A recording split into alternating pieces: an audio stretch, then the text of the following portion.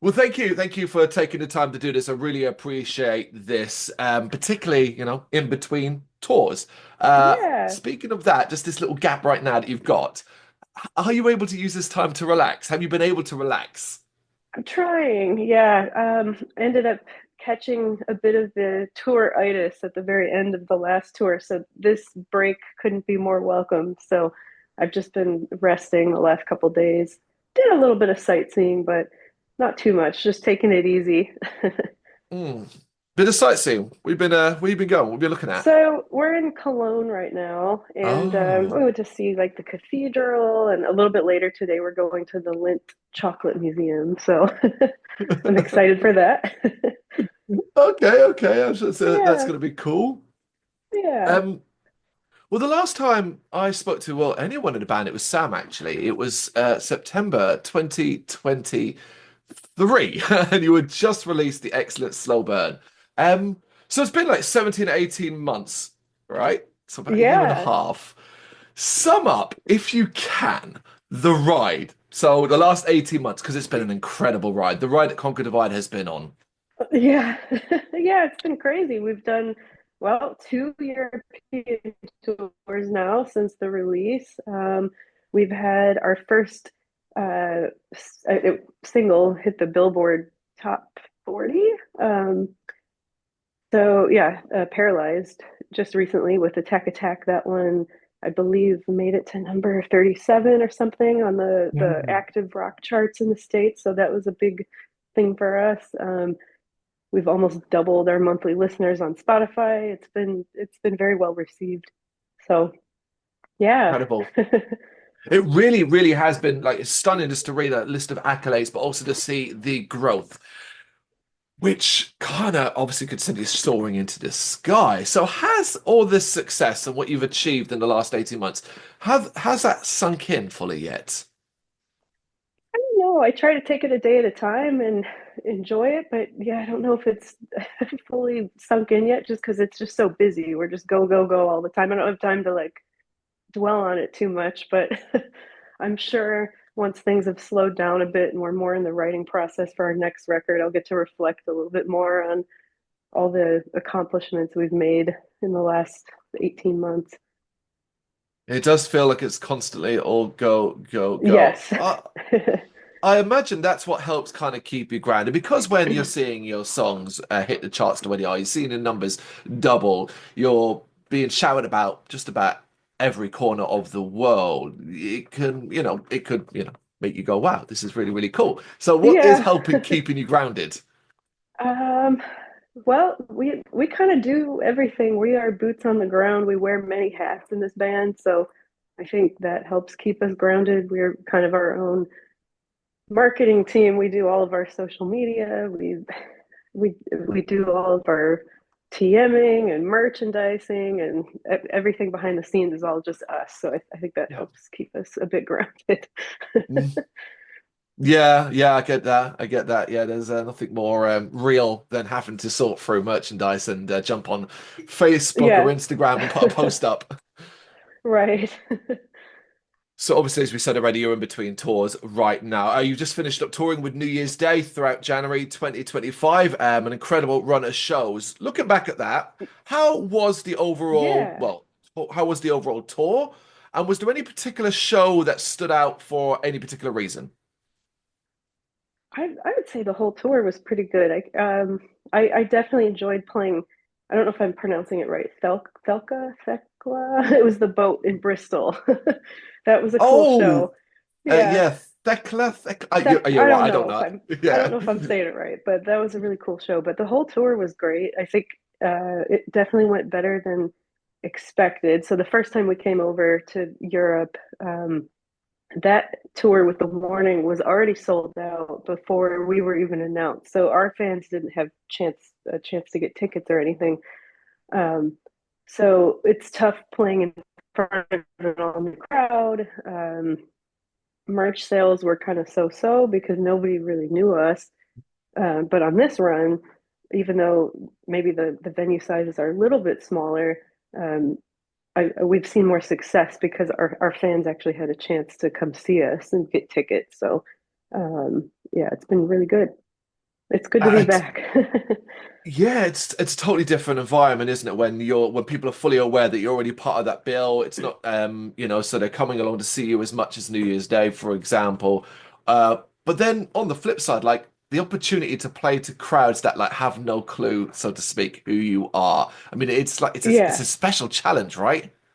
Yes. Yeah, it can be, especially for their crowd. I think they might not have been used to the heavier element that we bring to the table, the breakdowns and things. So it was a little bit tougher getting people to mosh. We kind of had to change our stage tactics up a little bit, but yeah, it's equally good for us playing in front of a brand new crowd. I mean, each poses their own challenges, but yeah, they're both are beneficial. It's all a learning curve, isn't it? Yeah, Just an opportunity to learn something new, particularly how to deal with a certain different crowd, different location, different band, different style. Yeah, that's a positive, I guess. yeah. But of course, it's time to get tour ready again now. So, what do you need to do, personally, just you, to get tour ready, especially one as extensive as this one coming up? Oh man, well, that's a lot, I guess, personally or from a professional side, because I'm also tour managing, so it is a lot to get everything packed and ready to go that I need, and then on top of that, getting all the gear ready and dealing with the carnet and just it's a lot. I could go on for hours about this is a rabbit hole, so I don't know. Do you feel prepared? Do you feel mentally prepared for it? Because it's obviously, well, it's tomorrow. Yeah, yeah. I mean, we yeah, I feel mentally prepared because we already did the prep work, I guess, leading up to New Year's Day. So we're already pretty much ready to go, just waiting for the first show tomorrow. So we've got a vehicle coming to get us and all of our stuff, and we're going to be joining the other two bands. We're sharing a bus with them. This will be our first bus tour, so we're very excited for that. Um, but yeah, I'm like I said, I did most of the prep work in advance, so I'm ready. I'm just trying to recover from this cold. Well, no worries. I appreciate you talking to me while you're still sick, and I won't keep you too Yeah, much no, you're longer okay. because that sucks. When you've got to talk, I know what it's like. Of course, as you said, you're on the road from tomorrow, which is the 7th of February, with Ankor all over Europe. Goodness me, with a few dates in the UK, we should add as well. It's around 5 weeks of touring, so to speak. One hell of a stint. So. Sum up then how you're feeling about it. Excited, nervous? It must be quite daunting to do so many different dates in a different country in different countries, right? Yeah, I'm really excited though that we're going to several new countries on this tour we've never played before, like Poland, Latvia, Sweden, Finland, Denmark. So I'm really excited to hit those markets and just see how the reception's going to be, and just to go there in general. Um, I honestly touring Europe has been my favorite so far. Waking up in a new country every day, it's really cool. Aside from the countries you've never been before, is there any one in particular you're looking forward to going back to, either because the audience you just connected with the audience in a special way, or because the country itself is just so lovely and you want to see it again? I would say probably the UK and Germany are like neck and neck for me. Those two are. I think we pull the biggest fan base there so far. Germany, because of the collab that we did with Electric Callboy, we got a lot of exposure due to Yeah. our song with them. I don't know if I can say it or not because it involves a curse word, Oh, yeah, that's but fine. We're an the adult song that we site. did. We do horror, so Yeah, okay, yeah. So we did a song with them called Fuckboy, and I think it just hit 30 million streams, and that helped get us a lot of exposure in Germany. So yeah, I would say Germany and the UK for me are my personal favorites. well, I'm gonna ask you to narrow that down because I'm in the UK and I'm in London. So whereabouts in the UK are we talking? Where is the place to go? What city? I would say London. London's my favorite. Yeah, there's a lot to do there. I mean, I've vacationed there before as well and done all the touristy things and seen the Tower of London and that kind of stuff. So I enjoy London a lot. Oh, of course, of course, of course. Wonderful, wonderful city. Lots of venues that to play Yeah. in as well, particularly as you're beginning to rise and rise and rise. Bigger venues in London alone that hopefully we'll see you in the future, headlining as well, because audience around the world get you. That's one of the most incredible things to watch, particularly over the last 18 months for me to watch, that they get you. It's reflected live. So, can you, why do you think, sorry, why do you think so many people from so many different walks of life have gravitated to you? Hmm. That's a great question. It's hard to pinpoint. I don't know. I mean, we try to write from the heart, I guess, and we try to write what we're feeling, and hopefully that's resonating with other people. I guess it must be if they're coming out and supporting us. So um, that and we do put on a pretty energetic live show. I think that helps. But yeah, we just try to stay true to ourselves, and I think that that shows through. You know. I think so too. It is always one, it's a question that I know is hard to sort of pinpoint, particularly from an artist's perspective, because when you're on stage, of course you'll have that connection, but it will fly by in a bit of a blur. And sometimes, obviously, you've still got a job to do. It's a professional, thing you still have Yeah. to do. But that connection, that live connection, when you're up there on stage and you're feeling the energy of the crowd and you're looking out and you're seeing smiling faces, whatever, and so on, that kind of thing, it's special. What do you get out of that live connection specifically? I mean, it's great to see the fans in person. It's great to meet everybody. We definitely feed off the energy that the crowd gives us. It's hard to put into words, I guess. It's Yeah. a 30 to 40 minute dopamine hit, but it can't really be explained unless you've done it. Um, It's a but feeling, right? yeah, it is really important for us to play these shows and connect with the fans. Like we've waited so long to come over here. I mean, we've been a band for over a decade, and just as of last year, finally we were able to get over here. We were waiting for the right tour opportunity because it can be so expensive to travel over here and play. So yeah, it's very important to us to meet the fans and connect with them and hear their stories at the merch table, and what the songs mean to them, and seeing people come up that have conquer divide tattoos and stuff like that. It's just crazy to me, um, seeing their faces sing along in the audience. And uh, yeah, we've never met them before. We're just showing up after a decade, and they know all of our old songs. And it is hard to put into words, I guess. Thinking back, like, wow, I wrote this song in my shower, like, or something. And now here we are, and there's all these people singing along to it. It's a crazy feeling. Nothing, I guess there's nothing quite like it, really. Yeah. Um, that's obviously that's it's a wonderful feeling getting to meet and talk to people in real life, so to speak. But the other side of it, which is the online side of things, the social media connections, all the work that goes into that, the stat watching to the point where it could almost become obsessive algorithm learning nonsense that you must do online. You've been doing this a while, so you've seen constant changes with Hmm. how this works, and you've had to learn new ways to work around it. Sum up your feelings on that side of the band, having to always be online, always having to put something out there. I would say, like many bands, it's probably not our favorite thing. Some people enjoy it more than others. For us, we'd rather focus on the music portion of it, but we've tried to um, do what we enjoy and make comedy content and stuff that's fun to make, so it's not so draining on us, I guess. Mhm. And um, yeah, we've just tried to find ways that work for us rather than putting out I don't know, constant covers or other tactics other that work for other people. We just do what works for us, I guess. Keeping it fun for yourself, because that's the most difficult thing, keeping it Yeah, fun, right? yeah. That's why we've got a lot of shit posting content, I guess. Beautiful, beautiful words. What a great Yeah. summation. Of course, we should say you've also treated us to a new song called Bad Dreams, which features the, oh my goodness, immense talents of Virtue. It's incredible, credible track. What do you think this track says about Conquer Divide as you start 2025 so strongly?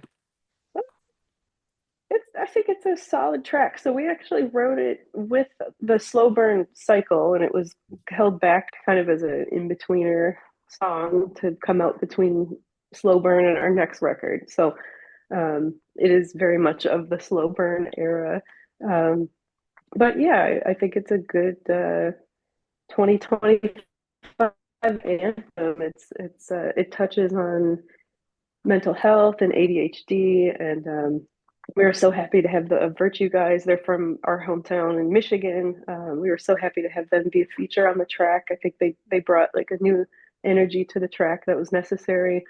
Um, yeah, it's a great tune though, and it's been pretty well received live. So yeah, It's going on well live. That's good to hear. And it's really interesting, obviously, that you planned it to bridge the gap between well, what will come in the future and what yeah. has come in the past, because that was what I wanted to ask. Where does track fit in the bigger picture? Like, how close? Because obviously it was wrote during that cycle, and your sound is evolving and you're growing as an artist. But how close would you say what you're doing with that track is to what you're doing right now, the evolving face of Conquer Divide? um, we've definitely got similar tracks to what you hear in Bad Dreams and what you hear on Slow Burn, but um, there's definitely some other tracks that we're working on that are vastly different. I don't know. We just kind of write what we feel like writing, Mhm. and I don't know if I necessarily am trying to tick any boxes. Just whatever comes naturally. So, but I mean, we'll definitely have a variation of lighter music and heavier music like we did on Slow Burn, but may try to go in some more experimental directions, playing with more time signature, weird time signatures, stuff like that. I'm a huge Tool fan, so um, I don't know. I just want to experiment more, and we'll see where album three takes us. Well, of course, it's no doubt very, very early days, but it's good to hear that you're thinking about it and that experimentation is at the forefront of your mind because diversity in your music is always one of the most exciting things about listening to Conquer Divide over the many, many releases over the years. We've enjoyed that, and to see you evolve and change and grow has been fabulous. It is exciting from a fan perspective, but being a person within the band, how excited are you about the future of Oh, Conquer Divide? I'm losing you a bit. I'm very excited. Yeah, I definitely feel more confident in us as a band and in our writing style, and I'm excited to dip my toes a little bit more in the experimental realm. So um, I think the audience will be ready for for that kind of thing. So I'm excited to see where album three takes us and to see the continued growth of the band. I mean, gosh, we just hit just over 800,000 monthly listeners this month. That's the highest we've ever been. So I'm really excited for the future and continued growth of the band. That it is simply phenomenal, those numbers. I have to ask though, are you do you, are you are you comfortable with being able to step back from those numbers and look at them objectively? Because the problem is when you constantly have growth is that one day you may not, and it might be Yeah, temporary, and that can be disconcerting, worrying, whatever the right word is. Are you able to detach yourself from, the yeah, stats? definitely. I mean, those numbers always fluctuate. They're always going up and down, but it is exciting to see them hit their peak. Um, Even though I know it'll probably go back down, but we're on the right trajectory. So so that's good. Even if it fluctuates, we're on a good trajectory. So that's what matters to me. Absolutely, and the last thing I'd want to do is underplay the incredible success of the band up to this point. I just stat obsessiveness worries me because Yeah, I've been there yeah, myself and I know what it's like. But on that front, we've got, well, let's look at the year ahead. We've got another 11 months to go before the end of 2025. It's going to be an immense year for you overall, because just based off the start of it, and I know that you probably have many goals you'd like to reach this year. So I ask you this, what is a realistic goal that you would like to achieve before this year is over? I would love to do some festival shows in Europe. I'd love to play Download. I'd love to play Rock am Ring, Rock am Park, that kind of thing. I think that's probably realistic for us now that we've done two tours over here, or we're in the process of doing two tours. Um, yeah, but we'll see. We'll see what happens. Yeah, fingers crossed. One of the coolest things I think about you guys is that it does feel like you could kind of fit on any bill. Now, you wouldn't see him out of place at, say, Glastonbury in the UK, but you also wouldn't see him out of place at Wacken either. Like, either would be totally, totally fine for you to fit. It's that Yeah, variety I mentioned earlier. yeah, no, and we've definitely done that on purpose to kind of dip our toes into both pools, I guess. It definitely helps having a variety of songs because we've got, different tour opportunities that we might not have gotten otherwise. And I suppose if you can write both genres well, why not do it? Especially if we enjoy listening to both genres, hard rock and um, heavier music. So why not? Yes, why not indeed? And I cannot wait to see what the future holds. I hope the tour is super successful, but more than that, I hope it's super relaxed because 5 weeks and the amount of countries and dates you're doing is insane. Um, It is. before you before you go, I just want a couple more minutes of your time. This is Ozzy Osbourne, and in his head are basically random cards of everything and anything, all in the name Okay. of fun, and with many submissions by other bands and artists that we've spoken to over the years. What I do now is just pull a couple out at random and you answer them if you don't mind. Okay, sure. Okay. We begin with what is something you own that another person might think is odd? Oh gosh. I own my own what they call a PAPR machine, which is a respiratory machine for COVID. Because my day job, I'm a registered intensive care nurse, and I had to travel around the country to different COVID units taking care of people. So I actually bought my own machine because sometimes um, it's a particular respirator, HEPA filter.